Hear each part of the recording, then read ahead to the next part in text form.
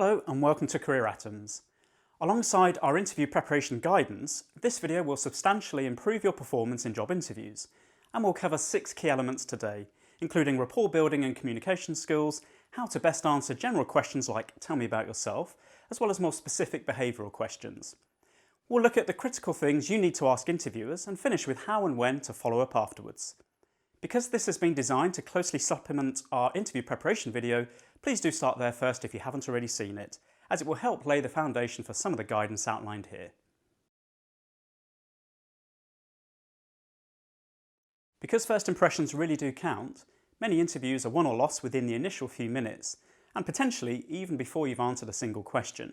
Simple things like a positive greeting, a warm smile, good eye contact, open body language, using the interviewer's name once or twice, and even a quick comment on a LinkedIn post of theirs, etc., can all help build a good connection and a positive tone, which can linger and help enhance receptivity to everything you say thereafter. I'd also separately add that eliciting even just a small laugh or smile early on can be a real winner. It's not cracking a joke, and you definitely don't want to be too laid back and informal. You just need a quick humorous comment or observation about the traffic, the weather, the prospect of a too easily excitable dog barking during a video call, or anything else that's appropriate, introduces a little bit of levity and demonstrates your personality. If you were a fly on the wall of post-interview discussions, you'd see just how important a positive disposition, enthusiasm and overall likability can be, sometimes even swinging a decision your way against more experienced candidates who weren't deemed as strong a cultural or team fit. Managers of course look to hire objectively capable individuals, but they typically also want people who'll fit in well, that they'll enjoy working with and who will bring a positive energy to a team. And for those who are introverted and for whom all of this just doesn't come naturally, recently a hiring manager and I interviewed a very timid lady who was clearly well outside of her comfort zone. You could tell she was trying to smile and maintain eye contact more than she might ordinarily do, but we found ourselves genuinely rooting for her. Combined also with a good self-awareness, honesty and motivation to learn, she was deemed a much better fit than a more experienced, super confident but slightly arrogant candidate who left us feeling we'd only seen the veneer. Authenticity, openness and humility go a long way.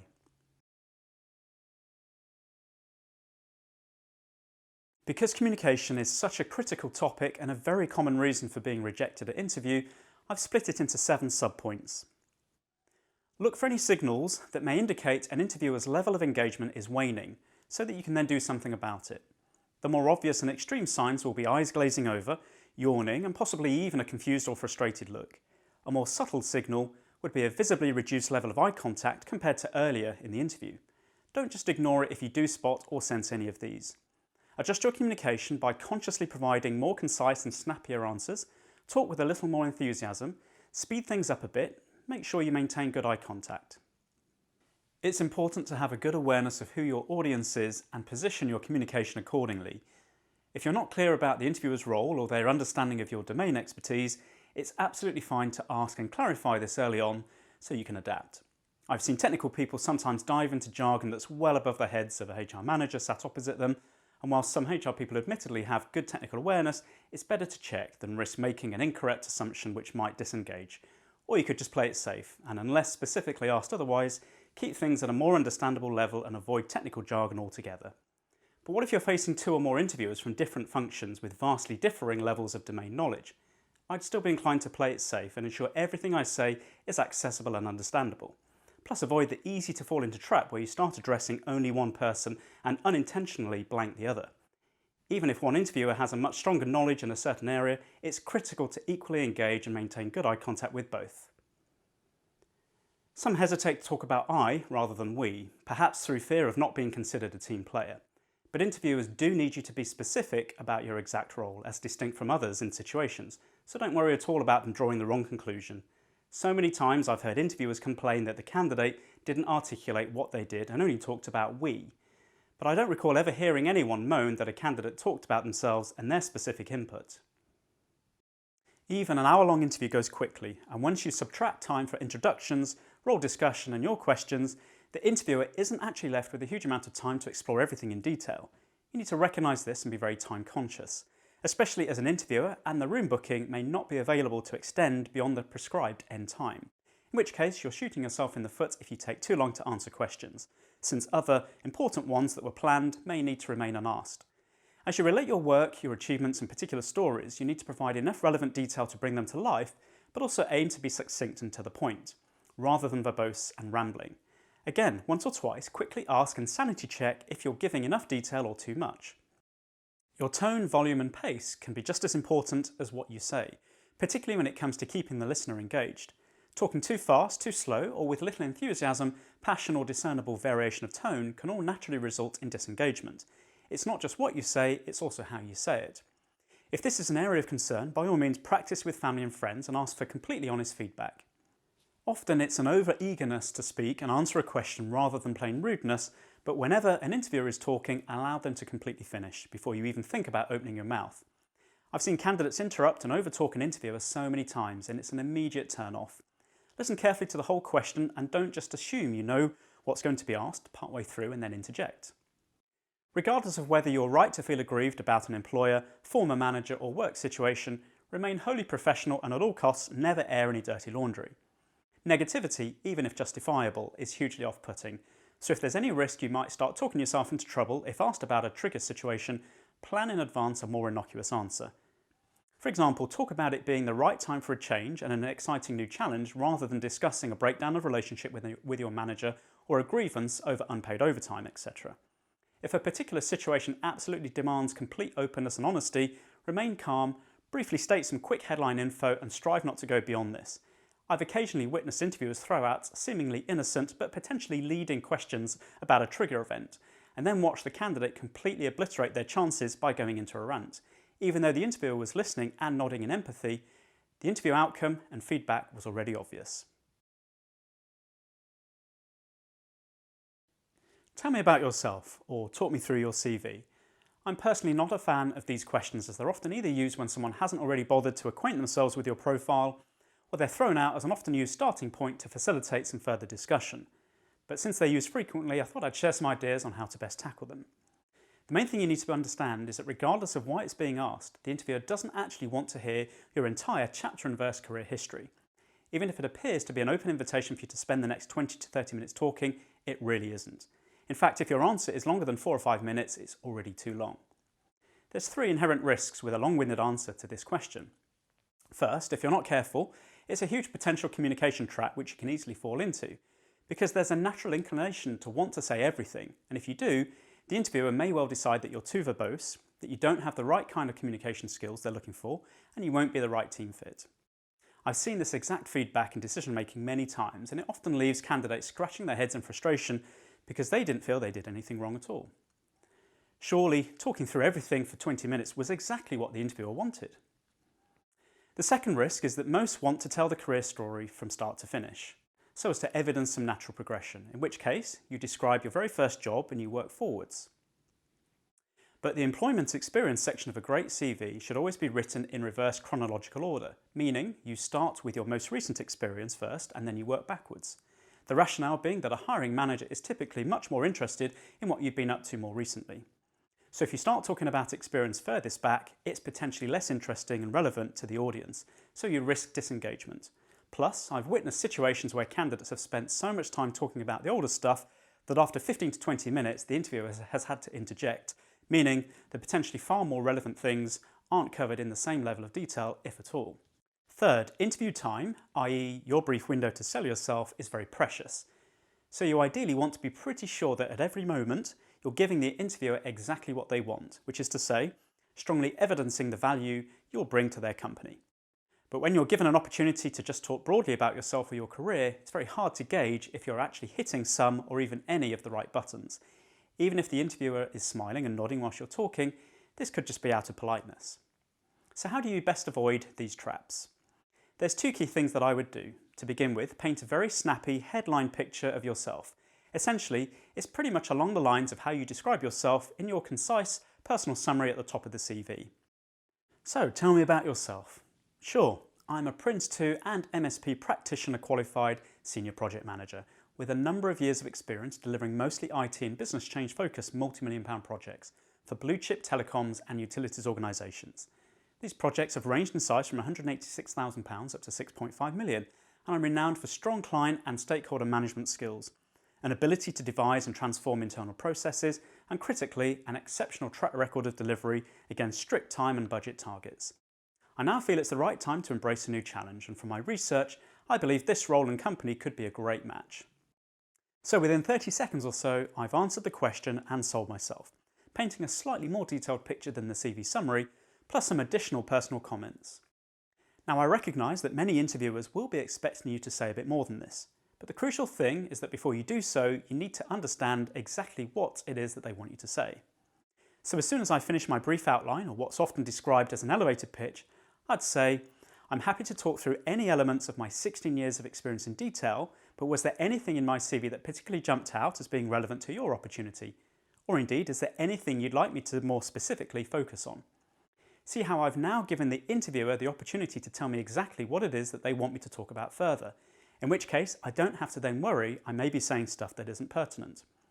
But what if they still don't give me any pointers and they just want me to talk through my career and experience? In this case, I'd just take a minute or two to describe my current job, especially outlining one or two key achievements that could relate to the new role, and I'd then ask, have I given you enough on this, or is there anything else in this role you'd want me to talk through any further? In the vast majority of situations, the initial question was either lazy or just a starting point to open the conversation, so it should now flow naturally into other questions and areas. But if the interviewer genuinely does want you to go through each role, I'd similarly spend only a minute talking about the previous position and then the one before that, etc. This would be a pretty dull interviewer in my book, so fortunately it would be rare to see this. In the interview prep video, I talked about being ready to relate strong, specific work examples against each of the most likely key behaviours that you could be probed upon. And we broke down your reflection on each behaviour into three elements. First, your ideology, or guiding general principles on the topic and your sense of what great looks like. Second, you'd pick out the best real-life example or story you could relate. And lastly, you contemplated the key things you did and said that made all the difference, i.e. those critical things that without which the outcome wouldn't have been the same. If you'd been very thorough in your preparation, you could have ended up with a bit of a crib sheet that looks like this. And you've gone over it again and again until you can quickly paint key detail on all the relevant stories when you're asked. There's a number of different structures when it comes to relating these stories in the actual interview. You may have come across the STAR technique and others. I like to keep it simple and straightforward, so I personally like to use CAR, which stands for Context, Actions and Result. We'll look at each element in turn, and I'll then illustrate with a couple of example interview answers. You begin your story by providing the context, which encompasses two things.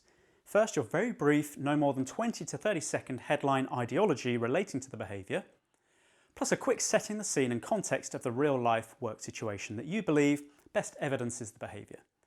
Quickly highlighting your ideology before diving into the specific story helps immediately plant a seed that you understand the right approach. You know what good looks like and you basically get it. It also helps cushion you to a certain degree, because even if the interviewers aren't then completely blown away by the particular story and real-life example that you paint, they at least understand and know for certain that you appreciate some good guiding principles on the topic. Hopefully they'll also just assume that you probably didn't pick the best story on the day and not mark you down quite as much as they might otherwise have done so. Next, you go into detail on the specific actions and steps you took, the key things you did and said that made all the difference. This is a critical area because it's basically the crux of the evidence. And then we come to the result. For the most part, all you need to do is simply conclude with a positive outcome. And whilst it sounds obvious to say this, definitely do make sure that there is indeed a positive result. There's been many times in interviews where I've heard candidates relate what up to that point sounded like a pretty decent story, only for them to then conclude with a negative outcome. In the end, they didn't actually manage to persuade the customer. Their plan ultimately failed, or the team didn't achieve their goals, etc. So do make sure there's a great result. And just once or twice in the interview, at this point, you could then additionally make a brief comment about how you'd apply your expertise and add value to their business.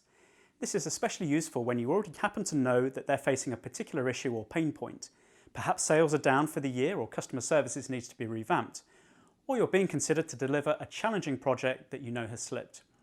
After relating a strong, relevant story, if you can then reinforce in the hiring manager's mind that you'll make a positive impact in their role, even better. It may help to bridge a potential gap between they've previously done it well in their environment to I'm confident they'll do it in our environment. Now, not only have you succeeded in the past, you're now especially relevant to their present and future. However, if this approach feels a little bit presumptuous, once or twice you could instead politely ask, would you like me to now briefly explain how I'd tackle your present situation? If they do, then great, but obviously make sure you do have something valid to say. If they don't want you to expand any further, that's fine. It may well be that they're already very comfortable with what's been discussed, and they need to now move on and explore other things. You also don't want to overuse this approach after relating every single story, or it can get a little bit monotonous and predictable. But use just once or twice on some key behaviours, it can really help set you apart and crucially cement your value in the hiring manager's mind.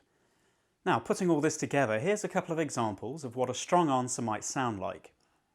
And in the interest of time, I'll purposely keep them very concise. First, let's imagine a managerial candidate has been asked to relate an experience where they've evidenced effectively leading a team.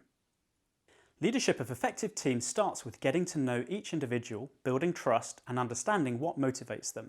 Then I flex my management style accordingly and create a plan that everyone buys into.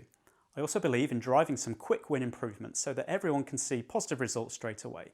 To illustrate this, when I joined my current company, I inherited a team of 9 who'd failed to hit service targets for the past 3 months. They were underskilled, completely unmotivated and were viewed internally as failing.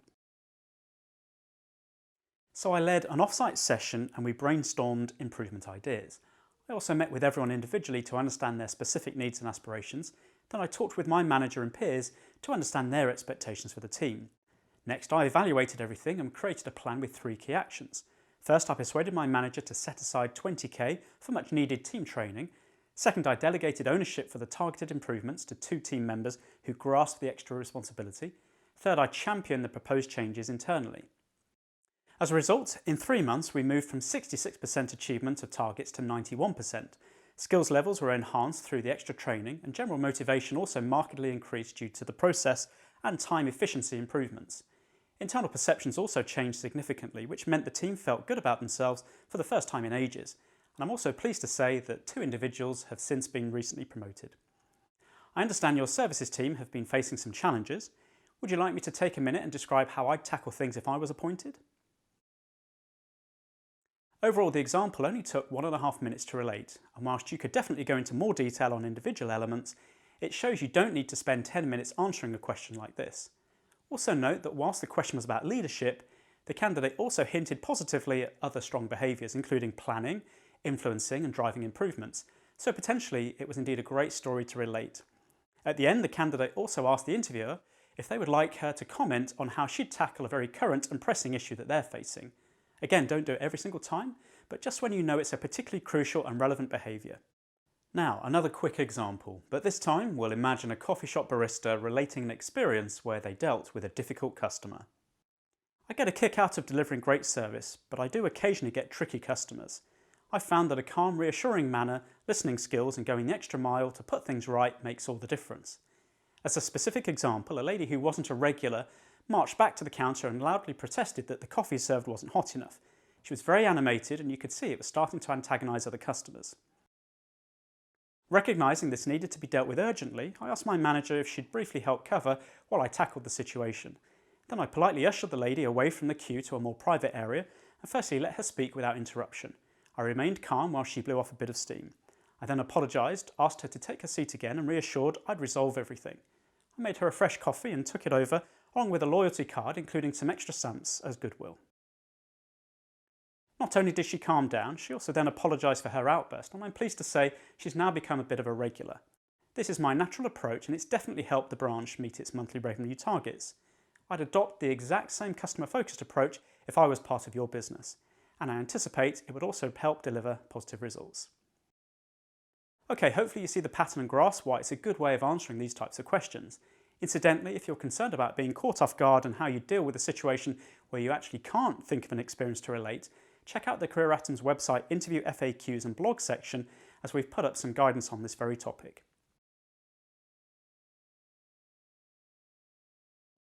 You'll be given some time at the end of the interview to ask your questions, so here's a few points to consider. It's easy at this point in proceedings to relax, drop your guard and assume you're not being further evaluated at this point, but this isn't true. Experienced interviewers can still tell a lot from what you do or don't ask.